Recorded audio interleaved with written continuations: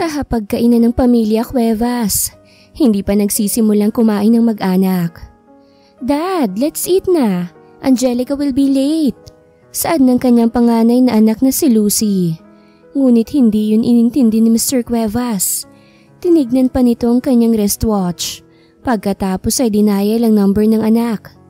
Nagri-ring lang ang cellphone ng anak nito pero hindi nito sinasagot ang tawag niya. Nag-aalala na siya at nagsisisi kung bakit pinakinggan ng anak na huwag itong bigyan ng bodyguard. See? She's not answering you. Maybe she's hanging out with her friends. Lalamig na tong pagkain oh.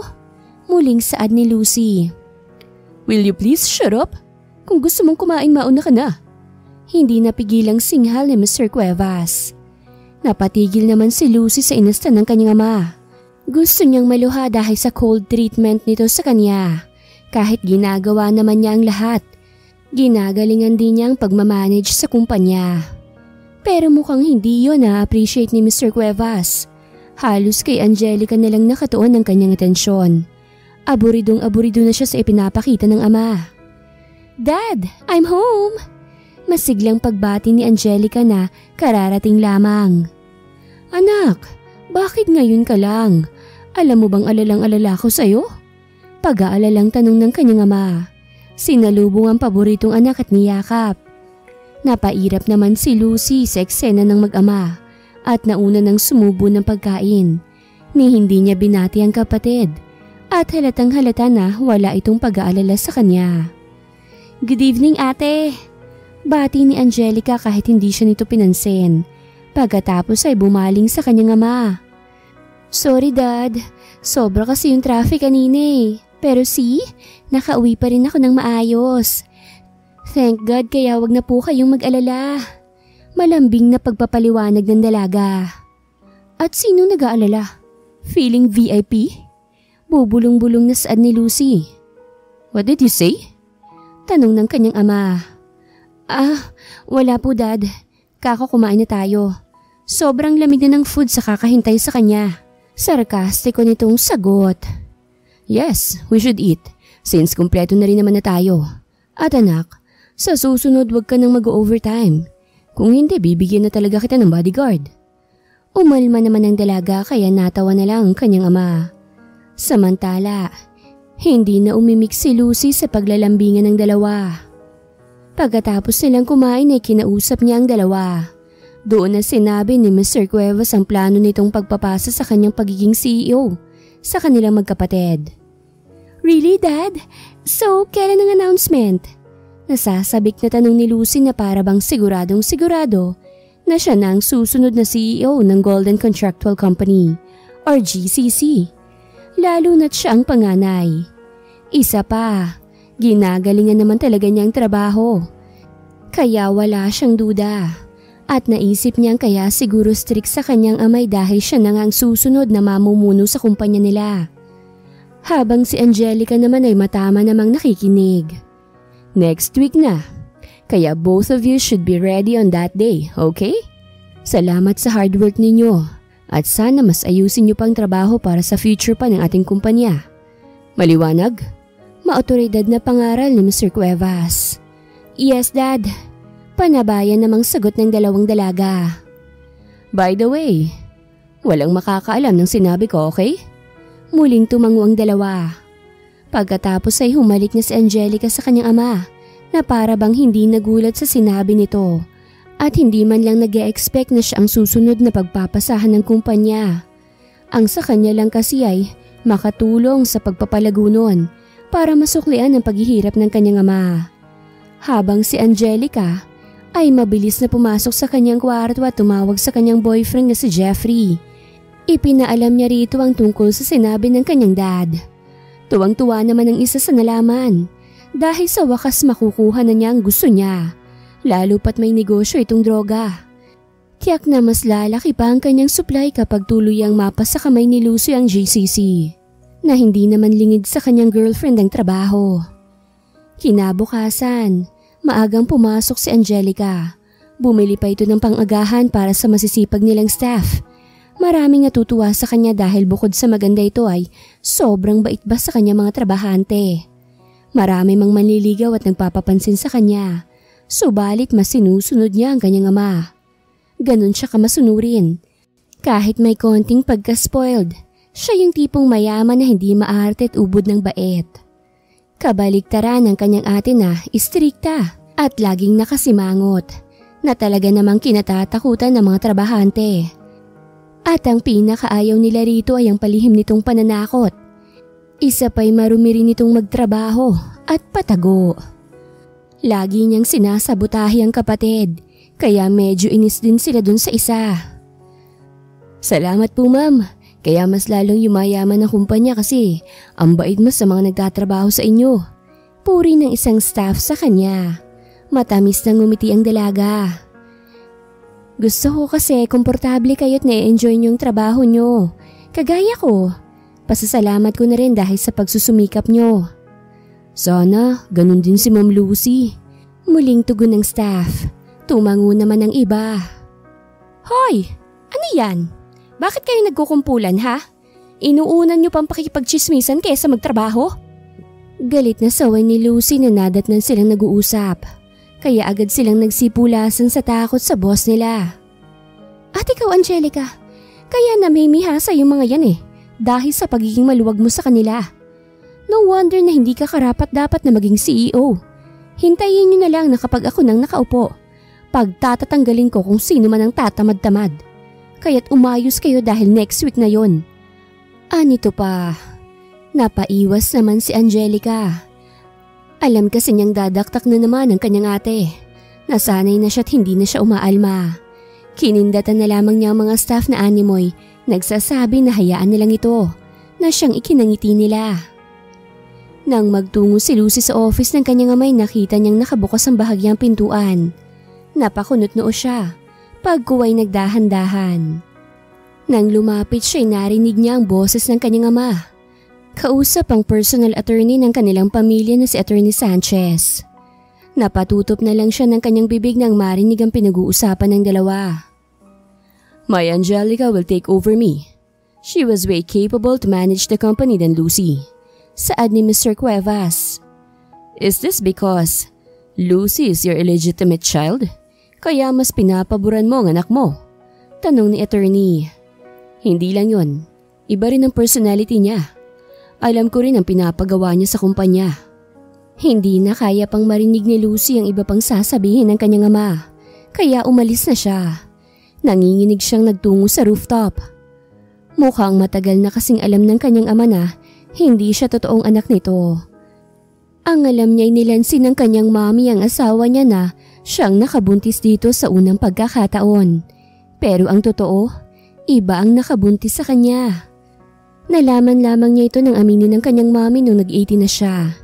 And now, alam na pala ng kinalakihan niyang ama na hindi siya ang totoong anak. Kaya pala ganun siya kapabor kay Angelica. Namuo ang masamang plano sa kanyang isipan. Hindi niya hahayaan na basta-basta na lang siyang maitsapwera. Kaya naman mabilis niyang dinayal ang number ng kanyang boyfriend. Nagkita sila't umiiyak to sa kanya. Sinabi nito ang mga nalaman. Nag-alala naman si Jeffrey.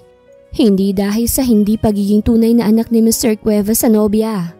Kung hindi na si Lucy ang magiging CEO ng GCC. Paniguradong mapupurnada ang negosyo nila. Lalo na't nakahanap na siya ng mga supplier.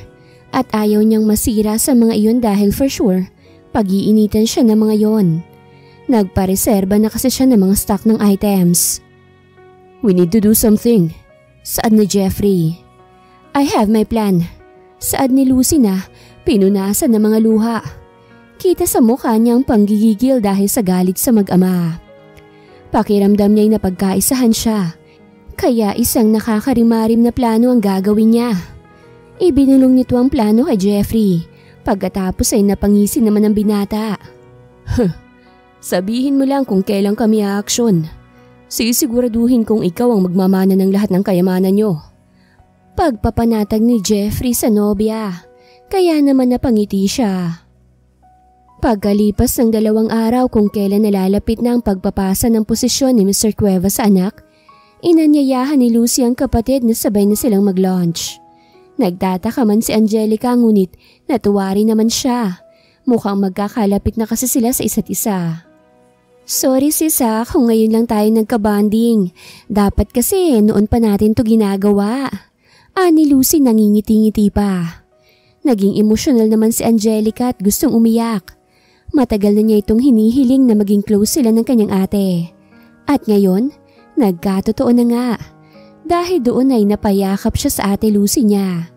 Niyakap siyang pabalik ng kapatid, ngunit palihim itong napapairap at gusto nang masuka. Okay lang ate, I'm glad na magiging maayos na rin ang relasyon nating dalawa. Dapat lang, kasi ikaw na ang magiging CEO, and you deserve the position. Nagsalubong naman ang kilay ni Angelica sa narinig. Sinabi ni Lucy na nalaman na niya dahil sa sinabi na ng kanilang daddy. Masaya ako for you. Lagi mong tatandaan na nasa likod mo lang ako at nakasuporta sa'yo. Oh, ate naman. Paiiyakin mo na naman ako eh. Malambing nitong saway. Na sumusungaw na naman ang kanyang luha sa sobrang saya. Pero ang totoo, naiinis na siya sa pag-iinarte ng kapatid. Masaya silang nagkwentuhan. Can we have a toast? Pag-aaya ni Lucy. Cheers! Masiglang tugon ni Angelica. Napangisi naman si Lucy habang pinagmamasa ng kapatid na nilalagok ang juice. Nang matapos sila'y tinanong pa siya ni Lucy kung okay na ba ang tulog niya. Lagi kasing nagkaka-insomnia si Angelica. Actually, gabi-gabi pa rin akong inaatake ng insomnia ko. Tumango naman si Lucy. Pagkatapos ay may iniabot siya rito na bote ng gamot. Mabisang sleeping pills yan. Galing yan sa akin kaya you should take it. Ani Lucy. Thank you ate, you're the best. Hinagod naman ni Lucy ang kanyang buhok na para bang binibaby ang kapatid. Kinagabihan ay ininom nga ng dalagang ibinigay na sleeping pills ng kapatid. Actually hindi naman talaga siya fan ng mga gamot. Kapag may masakit sa kanya like headache o common na sakit, hindi niya kagad iniinuman ng gamot. Ayaw kasi niyang masanay ang katawan. Isa pa, nakakasira yun sa kidney, lalo na kapag nasobrahan. Pero dahil ate niya mismong nagbigay, ay wala na siyang magagawa, lalo pat nakakaramdam na siya ng hilo. Tamang-tama't makakatulog na siya ng maayos. Ngunit kinabukasan, nagkagulo dahil sa hindi na gumigising si Angelica. Mabilis siyang itinakbo sa ospital. Kaso according to the doctor ay dead on arrival na raw ang dalaga. Nagkaroon daw ito ng pagputok ng ugat sa mismong utak, kaya hindi na ito nagising pa. Dahil doon ay inatake sa puso si Mr. Cuevas. Na-confine ito at nailigtas naman. Ngunit dahil sa malalang shock at sakit na nadarama, ay hindi ito nagising kaagad. Kaya naman nagdesisyon na si Lucy. Hindi na paglalamayan ang bangkay ng dalaga. Ni hindi rin ito inimbalsa mo. Ayon sa kanya, ayaw pa niyang madagdagan ng hinagpis ng pamilya nila, lalo na't hindi pa nagkakamalay ang kanyang daddy.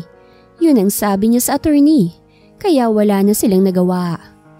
Inilibing ito sa sementeryo kung saan nakalibing ang namayapa nilang ina. Konti lang ang nakipaglibing gawa sa pinoprotektahan nila ang privacy nila at respeto na rin sa kanilang pagdadalamhati. Babe, let's celebrate! Tagumpay ang plano natin! Ani Jeffrey na pinaghahalikan si Lucy sa kotse. Naiinis naman niyang itinulak ang binata. Pwede ba?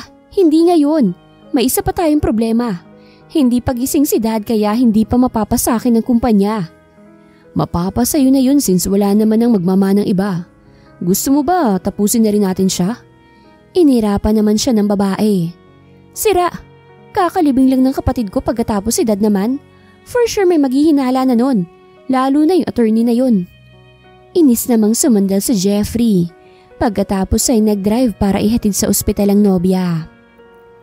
Samantala, mabilis na umuwi ang isang lalaki sa isang squatters area matapos dumaan sa sementeryo. Sabik niyang ipinaalam sa kaibigan niya na may namataan siyang bagong libing. Mayaman yung bagong inilibing sa Peace Palace Cemetery, Victor. Kasi ang gaganda ng suot ng mga nakipaglibing kahit kukunti lang sila. Tapos ang gagara pa ng mga sasakyan. Hindi maganda ugagang paliwanag ng lalaki sa bossing niya. Talaga, Lupong? Aba, tiba-tiba tayo niyan kung ganun. Ihanda mo na yung mga kagamitan dahil magtatakip silim na. Aabangan natin yung guard doon. Saka natin huhukayin ng puntod. Maliwanag ba? Ani Victor sa sidekick niyang si Lupong. Kinagabihan nga'y inantay muna nilang matapos magronda ang guard bago pinasok ang sementeryo. Nang masigurong naiidlip na ang guard ay saka pa lang sila sumalisi. Isa talaga sa sideline nila yung pagnanakaw ng gamit ng mga bangkay, lalo na kapag mayaman ang inilibing. Sigurado kasi silang may suot pa itong alahas. Inilabas na nila ang kanilang mga palat at nagsimulang maghukay. Hindi naman sila masyadong nahirapan sa paghuhukay dahil bagong libing pa lamang ito. Malambot kasi ang lupa. Ganon din sa pagbabaklas sa kabaong dahil sanay na ang dalawa. Naando doon ang pananabik ng dalawa na makaka-jackpot sila sa isang to. Ngunit ganon na lang ang pagkatulala ni Victor nang ma-flashlightan nila ang maamong mukha ng dalaga. Para itong anghel na payapang natutulog. Ang ganda niya, Victor. Kaya pala may mga necrophilia kasi nakakabighani naman talaga kahit patay na. Komento ni Lupong. Anong necrophilia? Yung inaano yung patay? Nasapok na lang ni Victor si Lupong sa noo. Ogag ka talaga. Huwag kang mag-isip ng kababuyan. Aray, nagtatanong ka eh. Sinagot ko lang naman. Nagkomento lang ako tapos iniisip mo na kaya kong gawin yun. Magnanakaw lang ako no. Pero hindi ako manyak. Nagtatampong saad nito kay Victor na para bang maiiyak. Habang abala ang dalawa sa pag-uusap, ay bigla nilang may humawak sa braso ni Victor. Nakita rin yun ni Lupong. Pareho silang natahimik at na-estatwa sa kanilang kinatatayuan. Namuo ang butil-butil nilang pawis, habang pinakikiramdaman kung sinong humahawak kay Victor. Tulungan niyo ako. Paos na sambit ng dalaga. Nanginginig at dahan-dahan nilang nilingon ang nagsalita. At doon, nakita nilang maputlat hinang-hinang babae. Nanlalaki ang mata nila at sumigaw sila ng walang boses. Dahil sa pinaghalong sobrang takot at pagkagulat. Naihina lang sa sariling salawal si Lupong dahil kahit gaano pa kagandang bangkay, ay mas natatakot pa rin to dahil isa na itong multo. Mahigpit na hinawakan ni Victor si Lupong upang hindi siya nito iwanan. Mabuti na nga lang at hindi nga siya nito iniwanan. Bakit? Nandito ako. Hindi pa ako patay. Muling saad ni Angelica. Teka, hindi ka papatay? Biglang bilis na pag-iiba ng reaksyon ni Victor. Hinawakan pa nito ang pisngi ng dalaga. Oo nga no, ang init mo pa. Pangingilatis pa ni Victor na sa isang iglap ay nawala na ang takot nito. Ganoon din si Lupong. Hinawakan din ang pisngi ng dalaga. Mabilis namang nahampas ni Victor ang kamay ni Lupong. Aray naman, naninigurado lang eh. Reklamo ni Lupong pero hindi siya pinansin ni Victor. Kung hindi ka papatay, bakit ka nilibing? Tanong ni Victor. Hindi ko alam. Anito pagkatapos ay muli siyang nawala ng malay. Nataranta naman ang dalawa. Ibabalik na sana ni Lupong si Angelica sa kabaong nang batukan siya ni Victor. Anak ng teteng naman oh, ba't mo siya ibabalik sa kabaong ibuhay nga yung tao? Napakamot naman ng ulo ang isa at nagtatanong kung saan nila pwedeng itago ang babae. Hindi rin naman kasi nila po pwedeng itakbo ito sa ospital dahil paniguradong magtatanong ang mga iyon kung bakit nila hinukay ang libingan nito. Mamaya niyan, hindi lang sila mapagkamalang magnanakaw kung hindi necrophilia pa. Dalhin na lang natin sa bahay. Teka, tama ba yung iniisip mo, Victor? Bakit hindi natin isurrender ang babae sa pamilya niya? Umiling si Victor. Hindi maaari. Kung nilibing nga siyang buhay ibig sabihin may gumagawa ng masama sa kanya. Madadamay tayo panigurado. Napahilamos tuloy sa mukha si Lupong dahil sa pagkadismaya. Ang inaakala nilang jackpot ay isa palang problema. Ibinalik nila sa maayos ang puntod ng babae at binasa ang pangalan nito. Narealize ni Victor na bagay sa babae ang kanyang pangalan dahil sa kagandahan nito. Binuhat niyang babae at inuwi. Nahirapan pa siya sa pagdadala sa babae dahil baka may makakita. Lalo na at takot silang makakulong. May alahas naman na suot ang babae ngunit hindi na nila yun pinagdiskitahan. Ano kayang nangyari sa kanya? May halong pag-aalalang pinagmamasa ni Victor ang dalaga. Oo nga, kawawa nga. Lalo na't biruin mo. Paano kaya kung hindi natin siya nahukay? Di wala na. Nailibing na siya ng buhay, ganun. Pero imbis na sumagot ay nag-isip siya ng malalim. Maraming katanungan ang tumatakbo sa kanyang isipan. Ano kaya kung mali pala inaakala mo na nagkamali talaga sila sa paglilibing sa babae? Kaya isurrender na lang natin siya. Di may malaki pa tayong pabuya nun. Sira, di kung hindi pala nila sinasadya, bakit hindi inambasa mo yung babae? Napaisip din si Lupong pagkatapos ay tumangutango. Nag-usap sila na antayin na lang na magising si Angelica bago ito interrogahin para masagot na mga katanungan tumatakbo sa kanilang isipan. Samantala, nanatili si Lucy sa ospital upang magpakitang tao. Kinakailangang maipakita niya sa marami kung gaano siyang nahihirapan at naghihinagpis sa pinagdadaanan niya ngayon. Bukod sa nawalan siya ng kapatid, ay hindi rin nagkakaroon ng malay ang kanyang ama. May paiyak-iyak pa siyang nalalaman kapag may mga bisita. Ngunit kapag umaalis sa mga ito, ay para bang wala lang. Nang makareceive siya ng tawag mula sa kanyang boyfriend, ay agad niya itong pinuntahan. Ano na? Hindi pa ba nagigising si Tanda? Inip na tanong ni Jeffrey. Umiling naman si Lucy. Paano kung tapusin na lang kaya natin siya? Nang sa ganun, automatic nang mapunta sa iyo lahat ng yaman ng pamilya niyo. Ikaw na rin naman ang magte-take over sa posisyon ng iyong ama. Romolyo ang mata ni Lucy. Pagkatapos mahuhuli tayo dahil sa katangahang plano na yan. Nag-iisip ka ba, Jeffrey? Naipalabasan natin na kamamatay lang ng kapatid ko. Tapos mamamatay rin si Dad. May maghihinala pa rin kapag ginawa natin yun. Nakaramdam naman ng inis si Jeffrey. Inip na kasi siya. Bumuntong hininga na lang si Lucy sa kahinagod ang likod ng boyfriend. We should trust the process, babe. Don't worry. Ako nang bahala kay Dad. May plano na rin ako sa kanya. Ani Lucy. Alright. Saad na lang nito. Upang mas mapakalma pang nobyo ay hinalikan niya ito. Alam na alam mo talaga kung paano ako pakalmahin. Ani Jeffrey. Of course. I know. Malanding saad ni Lucy.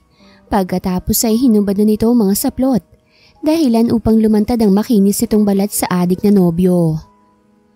Gabi na nang magkaroon ng malay si Angelica. Hinang-hinat namumutla dahil halos magdadalawang araw na siyang nakatulog. Isa pa ay nailibing na rin siya kaya talagang tinakasan siya ng lakas. Hindi pumasok si Victor sa factory dahil sa pagbabantay sa dalaga, kaya naman ganun na lang ang kaginhawahan niya nang makitang nagkamalay na ito. Kamusta ng pakiramdam mo? Agad na tanong ni Victor. Ngunit hindi nakasagot ang dalaga dahil sa namamalat nitong boses. Teka lang, ikukuha lang kita ng tubig. Pinainom niya ang dalaga. Pagkatapos ay sinalat ang kanyang noo. Hindi naman siya nilalagnat kaya nakahinga siya ng maluwag. Ilang baso ang nainom ng dalaga bago tuluyang napawi ang kanyang uhaw. Kapag kuway ipinaghain din siya ni Victor ng mainit na lugaw. Kumain ka na muna para makabawi-bawi ka ng lakas. Anito. Nang matapos ito at medyo mahimasmasan ay saka pa lang siya nagtanong kung ano bang nangyari at kung bakit nandun siya sa bahay niya. Ikaw ang dapat kong tinatanong kung bakit ka nailibing ng buhay. Napasandalang dalaga at pilit na inaalala ang mga nangyari. Tumulo ang kanyang luha dahil wala siyang ideya. Teka, hindi mo naman kailangang madiliin ang lahat. Magpahinga ka na lang muna bago mo sabihin ang mga nangyari. Tumango ang dalaga. Dahil sa totoo lang ay hindi pa nagsisink in sa utak niya ang mga naganap. Ako nga pala si Victor. Ikaw si Angelica Cuevas, di ba? Oo, ako nga. Teka, bakit nandun kayo sa sementeryo nung gabing yun? Napahimas naman sa batok ang binata.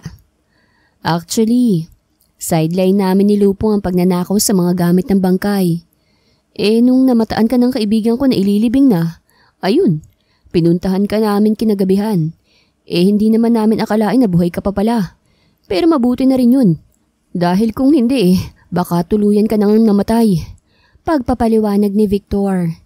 Hindi na siya nagsinungaling pa dahil baka hindi lang siya paniwalaan ng dalaga. O mamaya niyan isipin pa nun na silang nagpalibing sa kanya. Hindi naman siya hinusgahan ni Angelica. Kinilatis niya ang sarili at nakita ang mga alahas sa suot pa niya. Pinagtatanggal nga niya yon liban lang sa kanyang kwintas na may palawit na hugis puso. Hindi kasi niya yun po pwedeng ibigay dahil nasa loob nun ng picture nila ng buong pamilya. Heto, kunin mo. Bilang pasasalamat ko na yan sa'yo. Huwag na kayong magnanakaw sa mga bangkay, okay? Tumanggi si Victor na kunin ang mga alahas nito, pero ipinilit pa rin ng dalaga. Kaya wala na siyang nagawa kung hindi tanggapin na lang yon. Isa pa, malaking tulong yun dun sa pinapadalhan niya sa probinsya. Salamat. Dumito ka muna hanggang sa tuluyan ka ng gumaling. O sige, bukas uuwi na ako para sabihin kay daddy na buhay ako.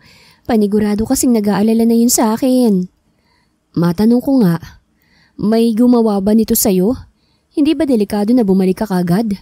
Concern na tanong pa ni Victor. Upang masiguro kung tama bang desisyon ng dalaga. Naisip niya kasi na baka mamaya niyan ay tambangan siya. Napaisip naman ng dalaga. Sino namang gagawa sa akin ito? Tanong rin niya. Naalala niya ang event na mangyayari on Sunday. Bukas, iuwi mo ko. May importante kasing mangyayari on Sunday Anito. Alanganin namang napatango si Victor kahit duda siya na isa lamang sa mga kapamilya niya ang gumawa nun sa dalaga. Nang makauwi si Lupong ay muli niyang ibinalita kay Victor ang isa na namang bangkay na inilibing sa kabilang sementeryo.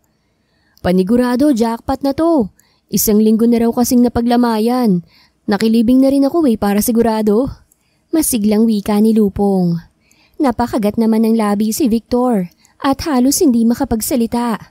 Lalo pat nasa likuran lang ni Lupong ang dalaga. May dalang pagkain dahil siya mismo ang nagluto. Ano? Di ka ba masaya? Tanong pa ni Lupong nang hindi makasagot si Victor at para itong hindi mapakali. Tigilan nyo na yung gawain nyo na yan. Mamaya niyan bumangon pang patay at singilin kayo sa pinanggagawa nyo. Ani Angelica na ikinagulat ni Lupong. Andyan ka pala Miss Angelica. Ay, hindi na kami natatakot pa kung bumangon man ng bangkay. Nahampas naman siya ng dyaryo ni Victor dahil sa sinabi nito. Ano ba pare? Okay lang ka ako kung bumangon ng bangkay kung singganda naman ni Miss Angelica. Anito pa na malawak na nakangiti. Napailing na lang ang dalaga. Nakuha pa siya nitong bulahin. Di ba sabi mo matanda na yun? Kung bumangon at lingkisin ka. Hindi na nakaimik ang nakangusong si Lupong. Bubulong-bulong na lang ito sa hangin. Hindi porket nakakita ka ng maganda. Bigla na lang umiiba ang ihip ng hangin. Pasaring pa nito kay Victor. Ano yun, Lupong? Tanong ni Victor. Ay, wala ka ako. Paniguradong masarap tong hinanda ni Miss Angelica. Grabe kasing bango. Teka, saan ka pala kumuha ng pambili ng pagkain? Napangiti ang dalaga. Napag-alaman niya na kahit mahirap lang ang dalawa at magnanakaw ay mababait din palang mga ito. Nalaman ng dalawa kung saan nagmulang pamilya ang dalaga. Halos maibugan ng dalawa ang kanilang kinakain nang malaman na anak pala ito ng may-ari ng GCC. Seryoso ka ba? Tanong ni Lupong. Mabilis siyang tumayo at pinagsasarang bintana at nilakang pintuan na akala mo'y dudukutin ng dalaga. Kaya ka nga siguro pinagtangka ang ilibing. Ani naman ni Victor. Kaya nga magpapatulong ako sa inyo bukas na makita si daddy at ang ate ko. Nag-aalala rin ako dahil baka napano na rin sila. Nagkatingin na naman ng dalawa at tumango. Nandoon yung awa nila sa dalaga. Kasi kahit nasa kanya ng lahat, kung pinagbabantaan rin naman lagi ang buhay niya, parang wala rin siyang kalayaan kapag ganon. Binisita ng mga tauhan ni Jeffrey ang puntod ni Angelica. Hindi dahil sa utos ni Lucy, kung hindi dahil sa masama nitong balak. Walang kaalam-alam si Lucy na matagal na palang pinagnanasahan ni Jeffrey ang kapatid nito. Kaya ito na ang pagkakataon niya upang maisakatuparan ang tawag ng kanyang laman. Tutal ay alam naman niyang buhay pa ito nung ipinalibing siya. Ngunit gano'n na lang ang galit ng namuo sa kanya nang mapag-alaman na nawala ang katawan ng babae sa kabaong. Ninakaw ba ito o nakatakas? Tinawagan niya kagad si Lucy na noon ay may mga bisita pa sa ospital. "Excuse me, anito sa mga bisita." Pagkatapos ay sinagot ang tawag ng nobyo na walang tigil sa pagring. "Ano ba? Nandito yung mga kaibigan ni Dad. May problema ba?" Iritable niyang tanong sa boyfriend. "May malaki tayong problema. Si Angelica, wala na siya sa kanyang kabaong. Sa tingin ko nakataka siya." "What?" Hindi niya sadyang napalakas ang boses sa gulat. Kaya napatingin naman sa kanya mga bisita. Sorry. Anito sa mga bisita pagkatapos ay lumabas na sa kwarto. "Bakit nandiyan ka sa puntod niya?" Naghihinalang tanong niya kay Jeffrey. "Para siguraduhin kung patay na ba siya. Masama ang kutob ko kaya sinisigurado kung patay na ba siya. Kung bakit di mo kasi ipinapatay na lang nung sa ganun hindi ako nag-aalala. Nakita mo, nakawala nga." Naikuyom ni Lucy ang kanyang kamao. Hindi po pwedeng sumulpot ang dalaga kung hindi. Mabubulilyaso ang kanilang ginawa. Kumuha siya ng mga kalalakihan na maaaring maghanap sa kapatid. This time, sisiguraduhin na niyang mamamatay ito. Kung bakit kasi hindi pa niya ito tinuluyan noon. At nagkasya na lang na mapainom ito ng atropa belladonna na galing pa sa Europe na siyang dahilan kung bakit nagmistulang patay na ang dalaga at nawala ng palapulsuhan ng panandalian. She faked the death of her sister sa tulong ni Dr. Hernandez na family doctor nila. Naitalang patay na ang dalaga. Naging madali sa kanya na bigyan to ng maling cause of death dahil sa malaking bayad niya sa doktor. Kaya't hindi rin niya ipinaimbalsamo ay dahil malalaman ng mga taga-puninarya na buhay pa ang dalaga. Nagtungo na rin siya sa puntod upang makita niya mismo kung talagang wala na ba ron ang kanyang kapatid. Ngunit ganoon na lang ang kanyang panghihinayang na mapag-alamang totoo nga ang sinabi ng kanyang boyfriend. "Kailangan natin siyang mahanap sa lalong madaling panahon," ani Jeffrey habang nagyoyosi. "Ako na mismong papatay sa kanya kapag nagkita kami. Lecheng babae na yun?" Samantala, pinasuot ni Victor ng hood si Angelica. Alam niya kasing may banta sa buhay ng dalaga kaya masyadong delikado. "Salamat sa inyo, Victor. Hayaan niyo kapag nakabalik na ako at naayos ko ang lahat, tutulungan ko kayong makapasok sa kumpanya," ani Angelica. "Yun! Bagay na bagay talaga sa iyo yung pangalan mo." Masayang saad ni Lupong. Nakaramdam ng konting kalungkutan ng binata dahil makakauwi na ang dalaga. "Basta, nandito lang kami kung kinakailangan mo ng tulong saad ni Victor. Pinamulahan naman ng pisngi ang dalaga dahil sa sinabi nito. Aminado siyang hindi masyadong kagwapuhan ng binata, pero ang lakas naman ng karisma nito na siyang humahatak sa paghanga niya rito.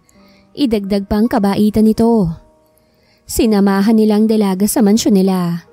Namamangha ang dalawa dahil ganun pala siya kayaman. Sa likod bahay sila dumaan. Naghintay ang dalawa sa labas. Sinisiguro na safe si Angelica sa loob. Dahan-dahang naglakad ang dalaga sa loob ng kanyang kwarto. Hindi niya inamin sa dalawa na may hinala na siya kung sino man ang gumawa ng masama sa kanya. Ngunit wala siyang katibayan. Kumuha siya ng mahahalagang gamit sa loob ng kanyang kwarto, lalo na ang pera at cellphone. Nanginginig niyang pinagkukuha ang mga gamit. Susubukan niyang kontakin ang kanyang daddy sa office nang may marinig siyang sasakyan mula sa garahe. Narinig niya ang boses ng kanyang ate. Mukhang kadarating lang. "Ako nang maghahanda ng pagkain ni Dad, kaya dalhin niyo na siya sa kanyang room," utos ni Lucy sa isang katulong. Lalabas na sana siya nang makasalubong niya ang kanyang ate sa pintuan. "Angelica? Sis! Ikaw ba yan?" Mangiyak-ngiyak na tanong ni Lucy. "Ate, oo ako to." Anito na pinapakiramdaman kung ang kapatid ba nitong may pakana ng pagpapalibing sa kanya.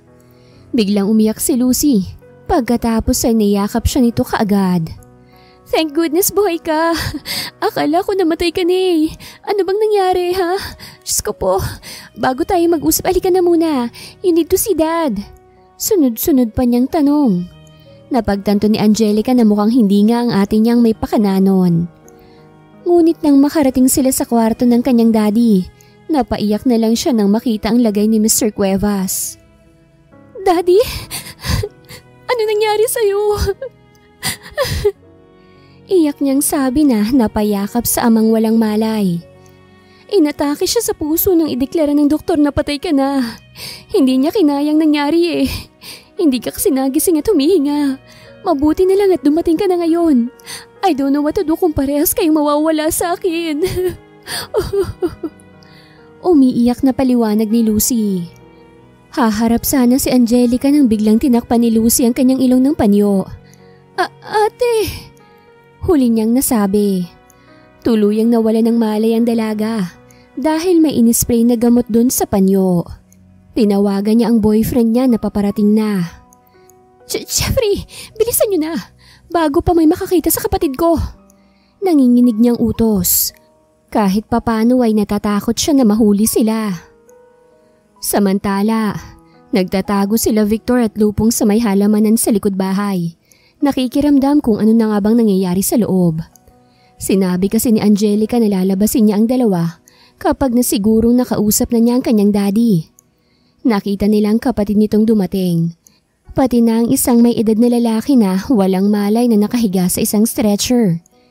Nasabi ni Lupong na iyon daw ang babae na nasa puntod noong inilibing si Angelica. Akala raw niya hindi niya yun kapamilya. Kasi mas umiiyak pa raw ang ibang nakikipaglibing kesa sa kanya. Masama ang kutob ni Victor sa kapatid nito, kaya't napagdesisyon niyang sundan sa loob ang dalaga. Ngunit bago pa siya makapasok ay namataan nilang sasakyan na kadarating lang, lula ng mga kalalakihan na nasa 3. Victor, yung driver, yung kausap ng babae na nakita natin. Ani Lupong. Mas tumindi ang hinala ni Victor kaya naman ibang aksyon ang ginawa nila. Nang maipasok na nila Jeffrey ang dalagang nakabalot sa kumot, ay agad na silang lumarga. Ayon kay Lucy ay sa isang abandonado munang warehouse dali ng kapatid. Susunod kasi ito dahil siya mismong papatay sa dalaga. Ngunit bago mangyari yun ay gagawan muna siya ng masama ni Jeffrey. Bago tayo magtungo sa warehouse, dumaan muna tayo sa isang hotel. Ani Jeffrey sa mga tauhan na nagkangitian. Huwag kayong ngingiti-ngiti dyan dahil sa akin lang to. Ang kailangan niyong gawin ay magbantay lang. Ani to. Nang makarating sila sa isang hotel inn ay nagpark na sila sa garahe ng room na inarkila nila. Binuhat ng dalawang dalaga papunta sa kwarto. Habang nasa itaas sila siya namang labas nila Victor at Lupong mula sa trunk ng kotse. Nagtago sila sa ilalim ng hagdanan upang abangan ang dalawang tauhan ni Jeffrey. Nang maisara ni Jeffrey ang pintuan, ay nagtungo muna ito sa banyo upang maligo. Samantala, bumaba naman na ang dalawang tauhan niya. Wala silang kaalam-alam sa dalawang nag-aabang sa kanila. Nag-uusap pa ang mga ito na kesyo, ang damot daw ng boss nila. Na siya lang ang magpapakasaya ipapatay na rin naman ang dalaga. Nang biglang may humampas sa kanilang batok, dahilan ng pagkawala ng kanilang malay. Hindi na nag-aksaya ng oras sila Victor. Umakyat sila at pumasok sa kwarto. Mabuti na lang at nakalimutan ni Jeffrey na ilak ang pintuan.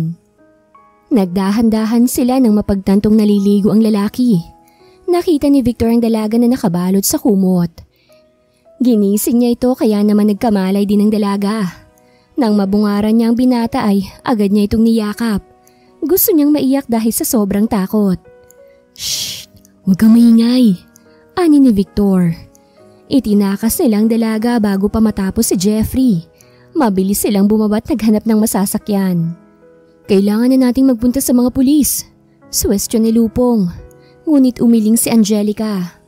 Not the best idea. Kailangan ko muna magtago. Hindi ko pa kasi alam kung sino-sino pa mga kalabang ko. Anya sa dalawa. Nagkatingin na naman ang magkaibigan. Wala na silang mapagpipilian dahil sangkot na rin sila. Kaya napagpasyahan nilang dalhin sa probinsya ang dalaga kahit may maiiwan silang mga trabaho. Halos walang imik ang dalaga sa buong biyahe. Hindi niya kasi lubos akalain na magagawa sa kanya yon ng ate Lucy niya. At kaya pa siyang ipahalay sa nobyo at ipapatay. Alam niyang hindi talaga magaan ang loob ng ate niya sa kanya. Pero hindi rin naman niya inaasahan na kailangan pang humantong sa ganito para lang sa personal nitong interes. Hindi niya alam kung gaanong nasusuklam ang ate Lucy niya sa kanya para lang magawa to. Dahil ba sa ramdam nitong mas paborito siya ng ama? At siya ang napili nitong ipapalit sa pagiging CEO nito instead of her. Kung gusto pala niyang maging CEO, edi sana kinausap na lang siya nito. Totally hindi rin naman siya nag-e-expect na sa kanya yun mapupunta. Tumulo na lang ang kanyang mga luha. Nagtuloy-tuloy yun hanggang sa mag-breakdown na siya. Hagulgol siya ng hagulgol dahil sa sakit na nadarama. Nag-aalala rin siya sa lagay ng kanyang ama na nakaratay na rin sa higaan. Hindi na rin niya alam kung sinong kakampit hindi. Niyakap siya ni Victor. "Huwag ka mag-alala. Gagawin namin ang lahat para makuha mong hustisya. Magpakatatag ka lang. Dahil kung hindi, magagawa nila ang nais nila." Napayakap rin si Angelica sa kanya. Nagpapasalamat pa rin siya dahil kahit papano, may mga taong andyan para sa kanya. Kahit hindi niya itutunay na mga kadugo. Nakarating na sila ng Ilocos. Ayon kay Victor ay nasa liblib na parte ang kanilang baryo. Kaya muli na naman silang babiyahe. Angelica, pagpasensyahan mo na kung sa tricycle muna tayo sasakay ah. Wala kasing taxi papunta sa amin. Ani Victor. Ayos lang, wala namang issue sa akin yun. Tugon ni Angelica. Sumakay siya banda kay Manong Driver samantalang katabi niya si Victor habang si Lupong ay sa likod ni Manong Driver. Akala niya ay ayos lang talaga. Ngunit nang makasakay silang tatlo ay nagtawag pa ng ibang pasahero ang driver. Napakunot noon na lang siya sa pagtataka. Nagulat siya na magsisakaya ng 5 pang pasahero. Kinakabahan siya dahil halos sardinas na sila sa maliit na sasakyan na yon. May kumanlong pang bata kay Victor. Napalunok siya't hindi na malaya na napahawak na siya sa braso ni Victor. "Ayos ka lang?" tanong ng binata. "Oo, ayos lang ako." Kabado niyang sagot. Kahit ang totoo ay sikip na siya. Tapos ang init-init pa. Pero mas lalo lang siyang kinabahan ng lumarga ng tricycle. Nandoon yung isipin niya kung papaanong kinakaya ng maliit na sasakyan na yon. Ang dami nila. Isa pa, mamaya niya na mabunggo pa sila. Ngunit nawala yung lahat ng hawakan ni Victor ang kanyang nanginginig na mga kamay. "Huwag kang matakot. Normal na ito sa amin. Wala pang naaaksidente rito." Ani Victor. Kahit hindi siya sanay ay pinilit niyang labanan ng takot habang nakahawak pa rin sa binata. Habang tumatagal ay nakakakita na rin siya ng ibang tricycle na kagaya ng kanilang kalagayan. Medyo nag-e-enjoy din siya sa simoy ng hangin, pati ang payapang tanawin. Hanggang sa para siyang bata na ngayon lang nakakita ng probinsya. Habang abalang dalaga sa pagtanaw-tanaw sa mga kabukiran, kabahayan at mga tao, ay walang kamalay-malay siyang pinagmamasdan ni Victor.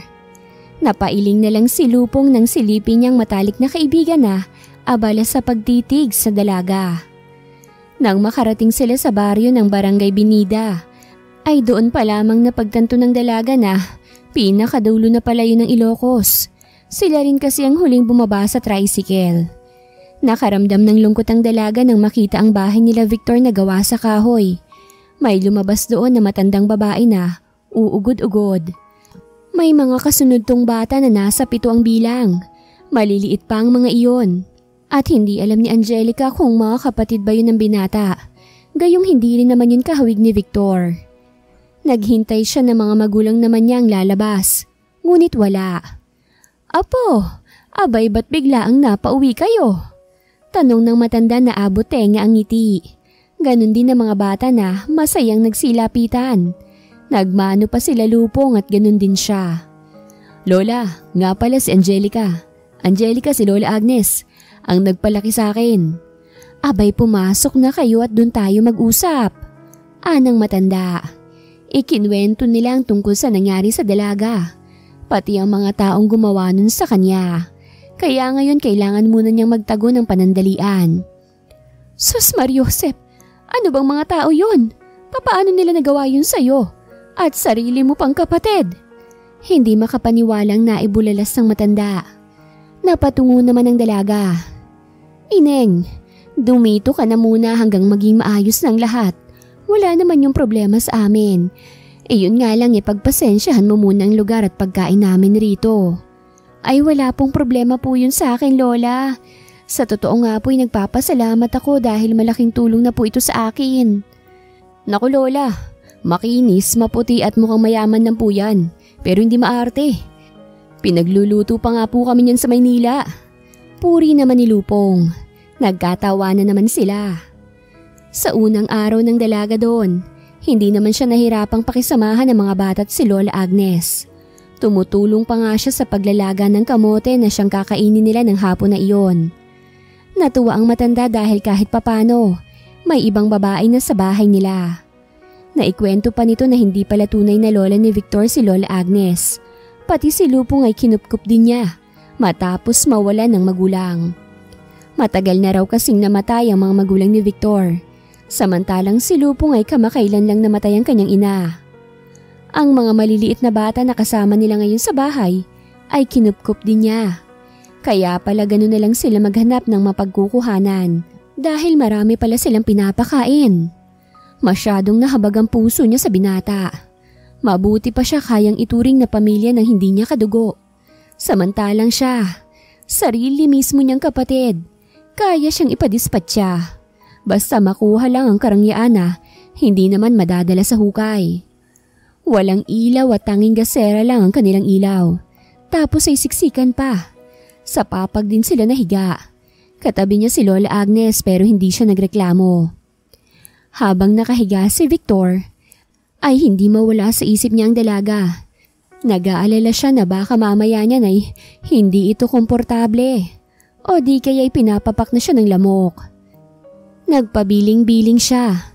Samantala, halos lahat ay nakatulog na. Lalo na ang katabi niyang si Lupong na panay hilik na. Nasa salas kasi silang natutulog. Samantala ang mga bata at si Lola Agnes ay sa loob ng isang kwarto. Habang nag-iisip siya, bigla na lang niyang naramdaman ng paghawi sa kurtina. Mabilis siyang pumikit nang mamataan ang figura ng dalaga. Nagpanggap siyang tulog. Habang dama niya ang dahang-dahang paghakbang ni Angelica na papalapit na sa kanya. Victor! Victor! Panggigising ng dalaga sa kanya. Bahagya pa siya nitong niyugyog kaya naman kunwari siyang nagmulat. Oh, Angelica, anong problema? Anya na kunwari ay pupungas-pungas pa. Napakamot naman ang ulo ng dalaga. Sorry, naabala ba kita? Halos pabulong na niyang tanong kay Victor. Hindi naman, bakit? Napakagatlabi pa ito na parang nag-aalangan kung sasabihin ba nito ang kailangan. Naiihi kasi ako eh. San ba dito ang CR? Pwede mo ba akong samahan? Pakiusap ng dalaga. Ay, oo nga pala. Wala nga pala kaming sariling palikuran. Nasabi na lang ni Victor sa kanyang isipan. Nakita niya na hindi na mapakali ang dalaga at halatang pigil na nitong pagkaihi. Kaya naman sinamahan na niya ito sa labas. Sobrang dilim kaya dinala nila ang isang gasera. Ano kasi, diyan ka na muna sa halaman ng umihi. Ani Victor na itinuro pa ang matataas na halaman. Hindi naman nag-atubili ang dalaga at ginawa na ang tawag ng kalikasan. Namamangha talaga siya kay Angelica dahil wala man lang itong karekla-reklamo. Kung sa ibang babae ito nangyari, lalo na kung galing sa mayamang pamilya, baka panay reklamo pa ang abuti niya. Victor, may tubig ka ba dyan? Inabutan ng binata ng isang tabo ng tubig ang dalaga habang nakatingin sa ibang direksyon. Nang matapos na si Angelica ay nagpasalamat ito ulit. Teka, pwede bang manood tayo ng Between? Ang kikinang kasi pagdating rito oh. Anang dalaga na nakatingala sa langit. O sige, nagising na rin naman kasi ako. Napanguso na lang ang dalaga. Pasensya ka na, tao lang. Mahina silang nagkatawanan. Kapag kuway dinala ni Victor ang dalaga sa isang maliit na kubo sa likod bahay nila. Ngayon lang nakita ng dalaga yon. May hardin pala kasi doon ng iba't ibang gulay. Maliit lang ang kubo at may terasa pa. Kung saan wala man lang bubong sa terasa. Kaya't malaya nilang napagmamasdan ng mga bituin. Doon sila tatambay nang sa ganun ay wala silang magising kapag nag-usap sila. Wow! Ang ganda pala talaga dito sa inyo, no? Kaya nga malayo sa kabihasnan. Wala rin kasing signal dito at payak lang ang pamumuhay dito. Kaya nga kami napadpad sa Maynila kasi mahirap magkaroon ng kwarta dito. Lumingon si Angelica sa kanya. Mas nakakainggit nga ang buhay niyo eh. Kahit ganitong buhay nyo, wala namang nagbabanta sa inyo araw-araw. Napatitig din si Victor sa kanya kaya nagkasalubong ang kanilang mga mata. Kitang-kita ng binata sa mga mata ni Angelica ang sakit na nararamdaman. Napahawak siya sa pisngi nito at hinimas yon. Kapag kuway bumaba ang kanyang mga mata sa manipis at hugis pusong labi ng dalaga. Dahan-dahang inilapit nito ang kanyang mukha sa dalaga. Hanggang sa tuluyang maglapat ang kanilang mga labi na hindi naman tinutulan ni Angelica. Bagkus ay tinugunan nito ang halik nito. Kapag dakay binuhat niya ang dalaga at dinala sa loob ng kubo. Doon marahan niyang ibinaba sa papag si Angelica. Muli nilang pinagsaluhan ng matatamis na halik habang pinapagapang ni Victor ang kanyang kamay sa masiselang bahagi ng dalaga.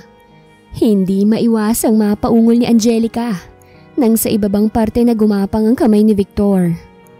Ayos lang ba? Masuyong tanong ng binata. Tinitigan siya ng dalaga. Pagkatapos ay tumango. Hudyat na pwede na siya nitong angkinin. Kinabukasan ay hindi maipinta ang ngiti ng dalaga habang tumutulong sa pagpitas ng gulay kay Lola Agnes. Aba Ineng, mukhang ang ganda ng gising mo ah. Hindi ka ba nila mo kagabi? Nakangiting tanong ng matanda. Hindi po, ayos lang po talaga ang gising ko. Siguro dahil sariwa ang hangin dito.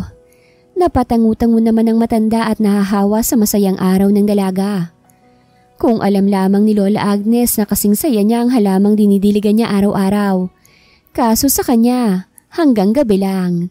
Natatawa siya sa isipin na ganon.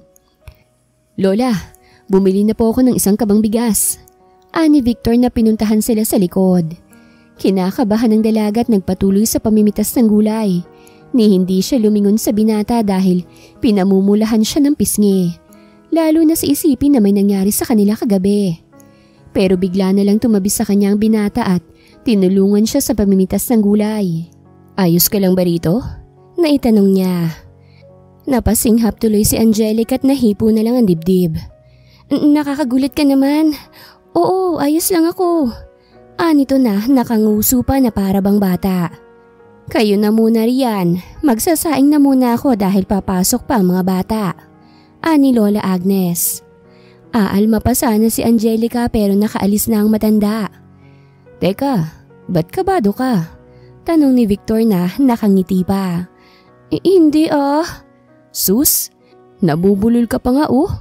Hindi nga sabi, kairita ka. Nga pala, yung nangyari kagabi. Paninimula ni Victor. Napabunot naman ng sibuyas si Angelica habang inaantay niya ang susunod na sasabihin ng binata. Oh, bakit? Anya. Actually, gusto kitang ligawan. Bumilis ang tibok ng puso ni Angelica at halos hindi na malaya na pati mga damoy nabubunot rin niya. Nahawakan kagad ni Victor ang kanyang kamay na nanlalamig na. Pasensya ka na kung naging pangahas ako. Malungkot niyang sabi.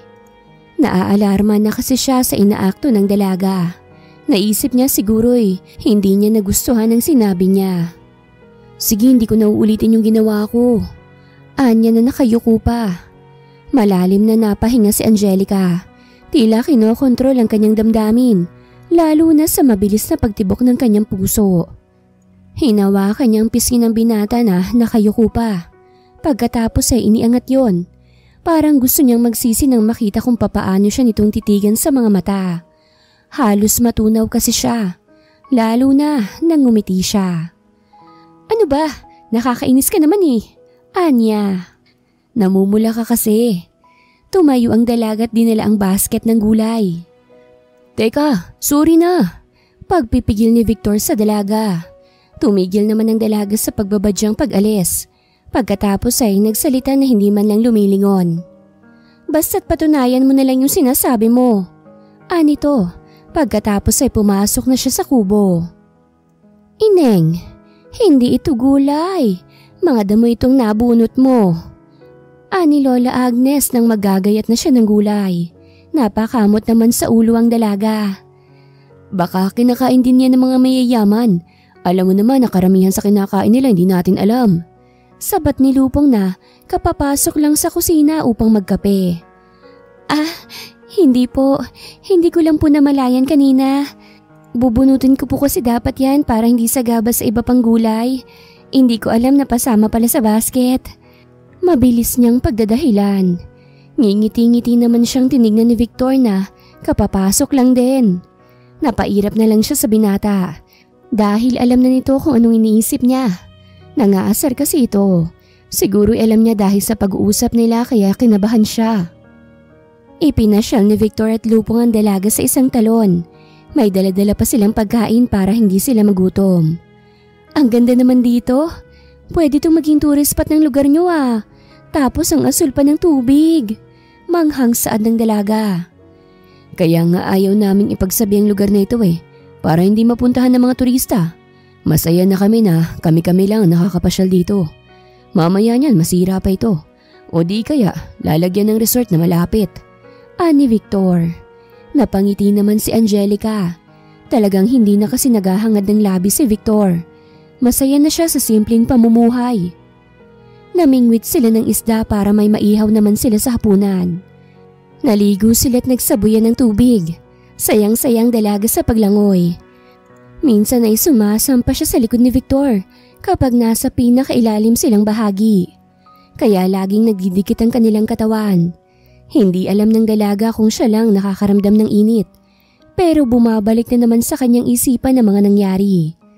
Nang medyo mapalayo sila't abala sa pag-iihaw sa pampang si Lupong, ay bigla na lang humarap sa kanya si Victor. Ano? Gusto mo pa sa malayo? Tanong niya sa dalaga. Ngunit dahan-dahan siya nitong hinalikan. Isinandal niya ang dalaga sa isang malaking bato kung saan hindi sila nakikita. At sa pangalawang pagkakataon ay muli nilang pinagbigyan ng mapupusok nilang damdamin. Sa mga sumunod na araw ay namasyal rin sila sa bukid. Nakasakay rin ng dalaga sa isang kalabaw na siyang ikinutuwa niya.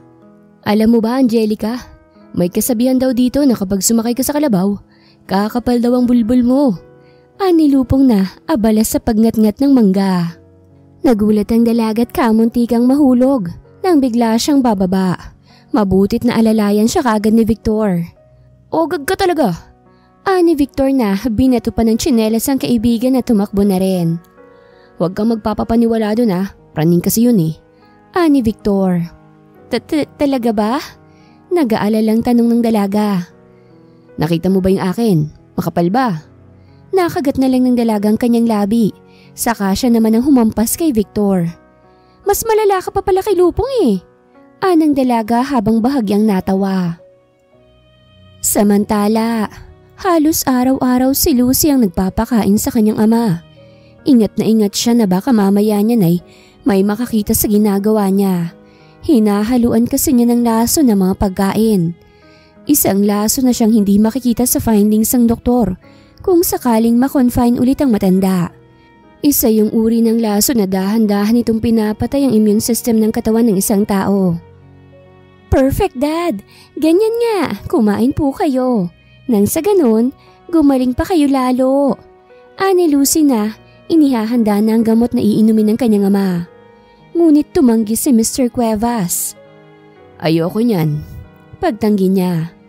Pero Dad, kailangan mo raw to ayon sa doktor. So please take the medicine. Panunuyo ng dalaga. I said no. Dalhin mo na lang ako sa ospital mamaya. Magpapahinga na muna ako. Anang matanda. Pagkatapos ay dahang-dahang nahiga at nagkumot.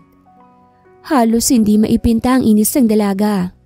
Tumawag siya kay Dr. Hernandez at sinabi nito ang gusto ng ama.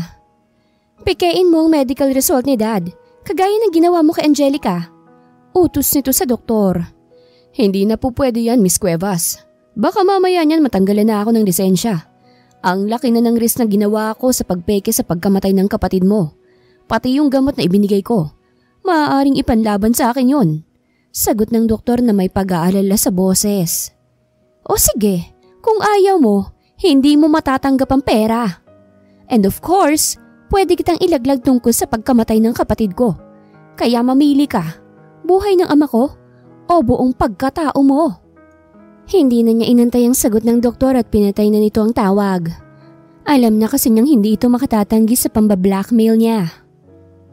Nangyari nga ang gusto niya. Kahit sabihin pa ni Mr. Cuevas kung anong nararamdaman niya, tanging ang sinasabi ng doktor na maayos naman ang lahat sa kanya. Kaya naman napagdesisyonan ni Mr. Cuevas na magpa-discharge. Lihim na napangisi si Lucy dahil alam niyang hirap na ang kanyang dad. Ngunit habang pauwi sila, ay nag-utos si Mr. Cuevas sa driver na dalhin siya sa ibang ospital. Dad, teka, anong pupuntahan natin doon? Nag-aalalang tanong ng dalaga. I have no more trust with Dr. Hernandez. Sa iba ako magpapatingin. Biglang namutla ang dalaga. Paano niyo naman nasabi yan? Matagal na nating doktor si Mr. Hernandez. May problema ba, Lucy? Wala namang masama kung magpapatingin ako sa ibang doktor, hindi ba? Sino bang tangang magsasabi na walang problema sa health ko kung bumabagsak na ang katawan ko? Pagalit na nitong sabi. Hindi na nakaimik ang dalaga at wala na itong nagawa. Nagpa-check up nga ito sa ibang ospital at doon nalaman na bumabagsak na ang immune system niya. At sa hindi malamang dahilan, wala silang makitang cause kung bakit nangyayari yon. Ayon kay Mr. Cuevas, kumakain naman siya ng masusustansya at hindi rin naman niya ginagawang ipinagbabawal sa kanya. Nagpatangutangwang doktor sa mga sinabi niya at hindi na nagkomento pa. Kahit may idea na siya kung anong posibleng dahilan ng panghihina niya. Halos wala ring imik si Lucy dahil sa kaba. Pero kahit papano ay nakampante siya nang hindi na makita ang lason sa kanyang katawan. Doon na nagpa-confine si Mr. Cuevas. Iha, umuwi ka na. Asikasuhin mo muna ang kumpanya. Mag-hire ako ng private nurse na siya mag-aasikaso sa akin. Ani Mr. Cuevas. Ako na lang ang kukuha, Dad. No. Umuwi ka na, please. Gusto ko munang mapag-isa, lalo na't nawala na ang kapatid mo. Napabuntong hininga na lang si Lucy. Sinunod na lang nito ang gusto ng ama. Naisip niya na as soon as malaman niya kung sino magiging private nurse nito, ay siya naman ang kukuntsabahin niya. Pero kinabukasan ay ganun na lang ang gulat niya nang makita ang mga pulis na nag-iimbestiga, pati sa kwarto ng kanyang kapatid. Anong ibig sabihin nito? Tanong ni Lucy na naguguluhan. May permit po kay Mr. Cuevas na pwede kami mag-imbestiga rito. Namataan kasi rito si Miss Angelica na buhay pa. Idagdag pa na nakita sa labas ng CCTV ng kalsada ang pagpasok ng dalaga sa mansyon sa likod bahay. Halos takasan ng kaluluwang dalaga nang malaman yon. Sinubukan niyang tawagan ng boyfriend, kaso hindi ito nagpaparamdam. Simula nang ipaalam sa kanya na napatay na nila si Angelica, ay hindi na muli itong nagparamdam pa. Ang huling sinabi na lang ito sa kanya ay nag-out of the country na siya dahil urgent daw ang pagkuha niya ng supply ng droga. Ang mahalaga ay napatay na nito ang kapatid niya. Pero hanggang ngayon ay hindi na ito nagparamdam pa. Sinubukan rin niyang tawagan ng doktor. Subalit gano'n na lamang ang pagmumura nito sa kanya. Galit na galit dahil nabuko na raw sila ng kanyang ama. At ngayon ay pati siya iniimbestigahan na. Kaya ngayon ay tatakas na raw siya. Halos hindi malaman ni Lucy ang gagawin. Nanginginig na siya habang pinagmamasan ng mga pulis na naghahalungkat ng kanilang mga gamit. Ma'am, pati kayo, inaanyayahan na sa presinto para sa mga karagdagang katanungan. Anang Chief of Police. Hindi na siya nanlaban pa dahil baka mapaghalataan siya. Pinipilit niyang kumalma. Ngunit gayon na lang ang gulat niya nang malaman na nahuli na rin pala si Jeffrey dahil sa droga. Napalunok siya't hindi alam ang sasabihin. Lalo na nang itanong sa kanya ng mga pulis na namataan din ng lalaki sa kanilang mansyon nang araw na umuwi si Miss Angelica. Puro dinay ang isinagot niya na wala siyang kinalaman. Mabuti na lang at hindi nagsasalita si Jeffrey tungkol sa kanya. Nang matapos ang interogasyon ay kinausap niya ang nobyo na nakakulong. Nalaman niya na hindi siya nito nilaglag sa pag-aasang matutulungan siya nitong makalabas. Don't worry, makakalaya ka rin, I'll find ways. Pagsisinungaling niya kay Jeffrey. Pero sa totoo lang ay balak na rin niyang tumakas. Nang mag-iimpake na siya at papalayas na ng gabing yon, ay may biglang humampas sa kanyang batok dahilan ng pagkawala ng kanyang malay. Samantala, nang medyo nakaka-recover ng dalaga sa sitwasyon niya ay sinamahan siya ng binata sa bayan. Doon lang kasi may signal. Sinubukan niyang tumawag sa kanyang ama. Napaiyak na lang siya nang mapag-alaman na maayos ng kanyang ama, kaya agad silang bumiyahe pa Maynila. Buong biyahe magkahawak lang sila ng kamay ni Victor. Gabi na nang makarating sila. Sa ospital sila dumiretso kung saan nagpapahinga ang kanyang ama. "Dad!" Hagulgol niyang tawag sa amang nakahiga. Mabilis silang nagkayakapan. "Thank goodness, buhay ka anak. Mas gugustuhin ko nalang mamatay kung mawawala ka sa akin." Emosyonal na sambit ng kanyang ama. Para namang pinipiga ang puso ni Victor habang pinanonood ang mag-ama. Ando doon yung saya sa muli nilang pagkikita. At inggit na makita ang isang magulang na sobrang nag-aalala sa anak. Pero sa kabila nun ay nagpapasalamat siya na nakatulong siya sa dalaga. Iniwanan muna niyang dalawa at lumabas upang magkaroon ng quality time ang dalawa. "Andito na po ako, Dad. Kaya don't worry. I won't leave you. I promise. Pasalamat po ako kay Victor." Napatigil siya sa pagsasalita nang lumingon siya sa kinatatayuan kanina ng binata. Wala na siya ron. Nagsalubong ang kilay niya. "Sino anak?" tanong ng kanyang ama. Lumabas ang dalaga upang hanapin si Victor. Kaso hindi niya ito nahanap. Ipinagtanong niya ito sa mga nurses. Pero may nakapagsabi na umalis na raw to. Medyo nakaramdam ng lungkot at tampo ang dalaga. Sa pag-uwi nila ng mansyon, napag-alaman niya sa ama na nalaman na niyang totoo. May nakakitang katulong sa kanya na umuwi siya sa mansyon pagkatapos niyang maipalibing. At ang pakikipag-usap niya kay Lucy, mabuti na lang at pasikreto itong nagsumbong. Halo-halong emosyon ang namuo kay Angelica. Ando doon yung panghihinayang na nawalan siya ng kapatid dahil lang sa kasakiman nito at awa at the same time. Nasabi kasi ng ama nito na hindi niya totoong anak si Lucy. Alam niya dahil ipina-DNA niya ito nang malaman na may ibang kinakalantari ang mommy niya. Narealize ng dalaga na kaya pala magkaibang treatment ng kanilang daddy sa kanilang dalawa. Siguro, kaya gano'n na lang ang galit niya sa kanilang mag-ama. Feeling siguro nito na na-outcast lang siya sa pamamahay nila. Pero hindi yun valid reason upang planuhin niya na ipapatay sila at manlason. "Wala na tayong magagawa anak dahil hindi na bata ang kapatid mo.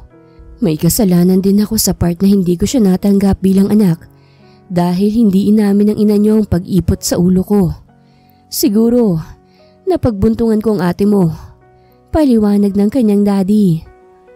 Sana umuwi na siya kung nasan man siya, tumingi na lang ng tawad. Mapapatawad naman natin siya at pagbayaran ng mga nagawa niya para makapagsama-sama ulit tayo bilang pamilya. Hinawakan ni Mr. Cuevas ang kamay ng anak at ngumiti. "Kahit kailan talaga napakabait mo anak. Maswerte talaga ako sa'yo. Sana nga mahanap ng ate mong liwanag sa kanyang puso." Samantala, abala si Victor sa pagsasaka sa bukirin ng isa sa mayaman sa lugar nila. Wala kasi silang sariling lupain. "Bumalik na lang kaya tayo sa Maynila. Maghanap na lang tayo ng trabaho ulit doon. At yung sideline natin." Ani Lupong na halatang nagsasawa na sa kakalinang ng lupa. "Wala nang tatanggap sa atin doon pagkatapos nating takasan ng trabaho natin doon. Malamang, nagkaroon na tayo ng bad record. Ayoko nang bumalik sa sideline natin na yun. Nag-promise na ako kay Angelica eh. Isa pa, maaalala ko lang siya." "Ay sus, in love ka nga talaga. Okay na kaya siya? Naaalala pa kaya niya tayo? Sayang no, ang bait pa naman niya. Kaso hindi siya maabot eh." Ani Lupong. Napailing na lang si Victor at nagpatuloy sa pag-aararo. Inaabala niyang sarili upang hindi maalala ang dalaga. Nang biglang may nagtanong sa kanila, "Pwede bang sumakay ulit sa kalabaw? Napatunayan ko kasi na hindi yan nakakakapal ng buhok." Napalingon naman ang dalawa sa nagsalita. At gano'n na lang ang panlalaki ng mata nila. "Angelica!" Sigaw ni Lupong na tumakbo pa sa dalagat, niyakap siya na parang ate. Habang si Victor ay natuod sa kinatatayuan habang pinagmamasdan ng dalaga. "Ano, tatayo ka na lang ba dyan? Umuwi na tayo. Inaantay ka ni daddy sa bahay nyo. Iniwanan mo kami sa ospital na hindi pa kita na ipapakilala. Ang daya mo. Ani Angelica na abot tenga ngiti. Nanlalabo naman ang paningin ni Victor dahil sa namuong luha. Sa unay dahan-dahan siyang naglakad papunta sa dalaga. Hanggang sa patakbo na ito at mahigpit siyang niyakap. Ganon din ang ginawa ng dalaga. Akala ko, kailangan ko na namang mailibing ng buhay para magkita tayo ulit. Pabirong saad ng dalaga. Kung ganun man, sasamahan kita hanggang hukay. Tugon ni Victor. Huwag kayong mag-alala, ako ang huhukay sa inyo. Mga loko talaga kayo. Sabat naman ni Lupong. Nagkatawa na naman sila. Kagaya ni Angelica, hindi rin matapobreng ama nito.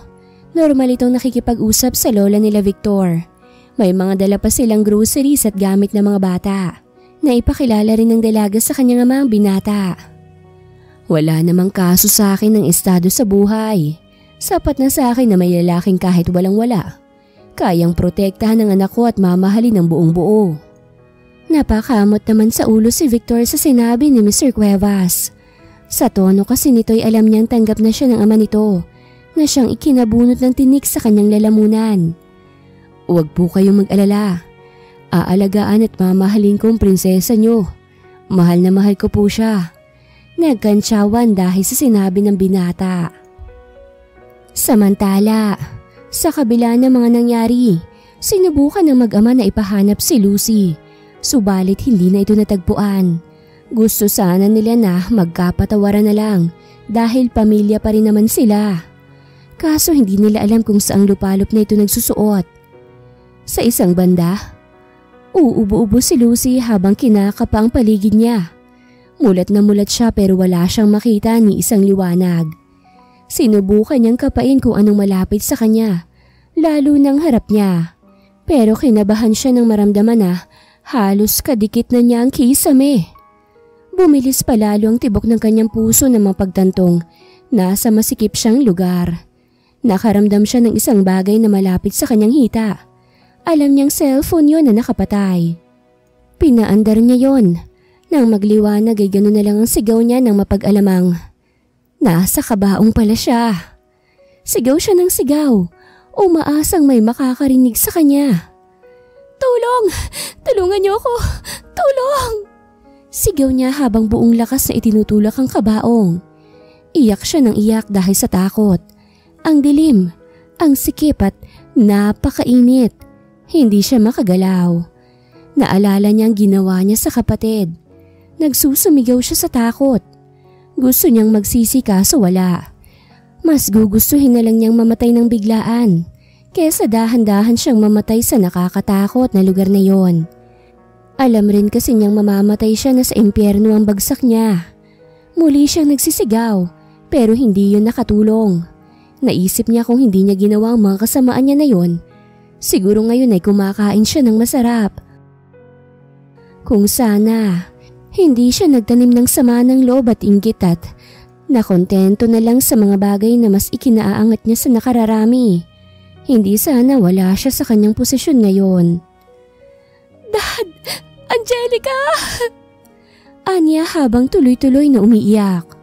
Mas lalo siyang natakot nang maramdaman na may tubig na pumapasok sa kanyang kabaong. Naisip niya na umuulan sa labas. Mas lalo siyang nag-uumiyak. Matapos mapag-alaman ng mga pulis na kasangkot si Dr. Hernandez, ay gumanti siya kay Lucy.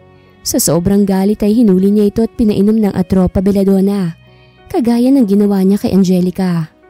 At inilibing ng buhay. Ang buong akala nila Angelica ay tuluyang nakatakas ang kapatid. Kaya sa pagdaan ng taon ay hinayaan na lang nila ito at masayang namuhay kasama si Victor. Wala talagang maidudulot na mabuti ang paggawa ng masama sa isang tao. Wakas.